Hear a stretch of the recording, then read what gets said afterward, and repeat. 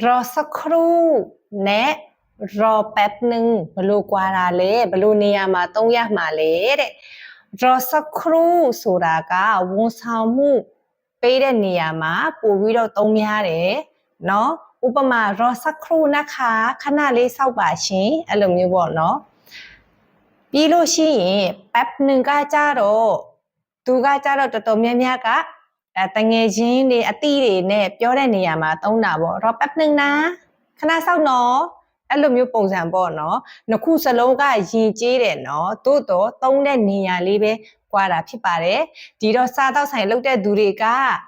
ခဏလေးစောက်ပါကိုဘာအလုံးနဲ့ပြောရမလဲတငယ်ချင်းအချင်းချင်းကခဏစောက်ပါဆိုရင်ကောဘာအလုံးနဲ့ပြောရမလဲcomment မှာရေးခဲ့ပေးလို့ရပါတယ်နောက်ထပ်ဗီဒီယိုမှာဆုံကြမယ်